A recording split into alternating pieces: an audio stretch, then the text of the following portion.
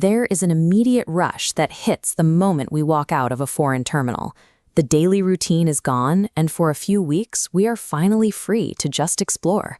But as we soak in that new environment, our brains do a very dangerous trick. We assume the local environment operates with the same logic as the one we left behind, subconsciously projecting a familiar sense of security onto a place we don't yet understand. Back home, you move inside an invisible shield of infrastructure. If you get lost, your phone routes you. If you sleep, you trust your building's security. Dialing emergency services guarantees a response. But crossing an international border shatters this shield.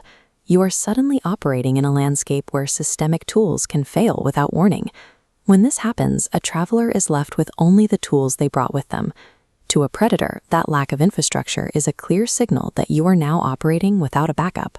In Brussels, a 17-year-old student decided to test this freedom by sneaking away from his school group. He had matched with someone on a dating app and headed out late at night to navigate the city alone. Initially, the environment felt secure. Streets lined with well-lit buildings and populated outdoor cafes create a sense of urban stability that makes a traveler feel confident exploring on their own. But on his way back, the temperature dropped. A freezing rain started, and his phone screen went black. His battery was dead. In an instant, his ability to route himself was gone, leaving him geographically blind in an unfamiliar neighborhood. That sudden disorientation creates a dangerous level of desperation.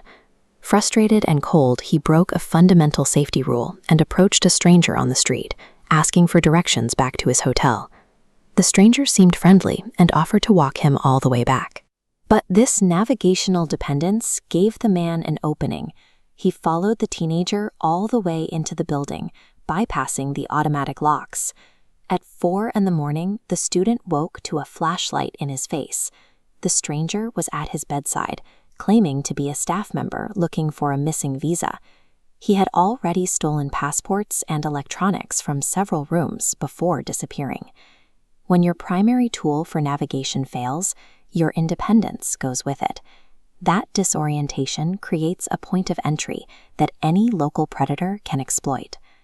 Another traveler in Thailand actively sought out isolation to escape the dense congestion of Bangkok. He headed south to a small hotel outside of Krabi, nestled between the jungle and the ocean. Looking at these towering limestone cliffs and the isolated shoreline, it is easy to see why he felt safe. The physical beauty and the remoteness of the beach create a false sense of sanctuary, but the isolation soon turned hostile. He realized he was being shadowed by a man on a scooter who mirrored his speed perfectly. The next day, he saw the same man sitting at the tree line, watching him from a distance. At 2 a.m, the traveler woke to footsteps outside his ground floor room. He sat frozen as someone slowly tried the door handle. When he pulled back a corner of the curtain, he saw the man crouched directly beneath the window, looking up. He grabbed his phone to call for help, but the front desk didn't answer. He had assumed the property was secure, only to realize the office closed overnight. There was no staff on site to intervene. The stalker was a local who had followed tourists before. He understood the property's schedule and knew that from dusk until dawn, there was no one with the authority to stop him. A locked door provides a physical barrier, but it doesn't provide rescue.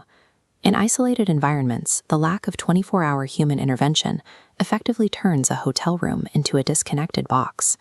In northern Norway, the geography is even more extreme. After a group of friends passed a slower car on a dirt road, the other driver began tailgating them aggressively, using a massive roof-mounted floodlight to blind them. They were deep in the Arctic Circle, driving through a barren landscape miles from the nearest major town. They attempted to lose the driver in a small village, but the man continued to follow them through every turn. The threat escalated when the driver signaled to 2 other cars waiting on the side of the road. Now facing a 3-car convoy, the tourists were chased into a dark industrial harbor area. They reached the local police station, but it was empty and dark. When they finally reached an emergency operator, the news was grim. The nearest officer was coming from another town, 40 minutes away. For 40 minutes, they sat trapped in the car. The convoy of stalkers stayed in the industrial lot, headlights circling in the distance, fully aware that the group had no way to call for immediate backup. In remote areas, the geography creates a massive enforcement void. When the nearest help is nearly an hour away, the presence of a police station becomes a moot point during the window of a crisis. Exploring the world is a vital experience, but doing it safely requires acknowledging that you have left your homegrown safety nets behind. Navigating these risks means replacing those invisible shields with a set of more deliberate habits.